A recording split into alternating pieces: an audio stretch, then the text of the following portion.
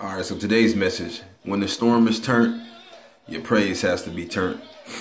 Job 13:15. Yet though he slay me, yet will I trust in him, but I will maintain my own ways before him. A lot of times, we give the devil too much credit when God is trying to train us, spiritually. I talked about all the time, like God is building spiritual character inside of us, and it doesn't always feel good, during the situations. Hebrews 12:6, because the Lord disciplines the one he loves, he chastens everyone he accepts as his children. So God disciplines us, but it is a blessing, just like when we play sports, and we have to go train, or, when we think training is, or they're like, oh, we need to do this.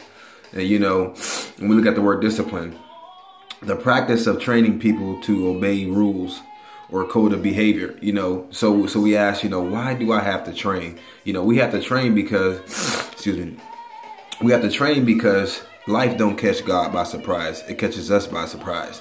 So if we train the way God allows us to, then we'll be able to, reap the benefits of joy, peace, and happiness, or be able to handle things during a storm. Deuteronomy 8:5.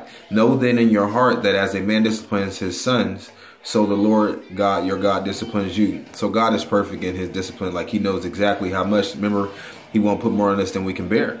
1 Timothy 4:8. Physical training is good, but training for godliness is much better, promising the benefits in this life and in the life to come. So, again, sometimes we get the devil, or we get the enemy too much credit, so you may be like, well, look, the way I feel like it is the enemy, and I think this is the enemy. Well, if it is the enemy, Job 36:15, God gets your attention through adversity. So, and some of us feel like Job, saying I currently feel like that in my situation now, but, God is definitely good. Like, I'm not complaining because I know God is there with me, and I can feel his presence, and it says, the more we require of God, the more he requires of us. But even if the enemy is bothering you, he has to get permission. He's only allowed to do a limited amount of things. But if he is, you have Job 42:10, the promise. After Job had prayed for his friends, the Lord restored his fortunes and gave him twice as much as he had before.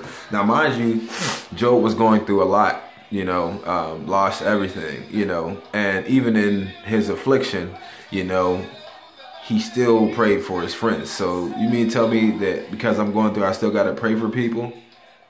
Yep. If you do that, God's going to give you double for your trouble, no matter who it is. So just wanted to give y'all encouragement. I'm encouraging my soul. So currently training, but I love it though. So just a blessing.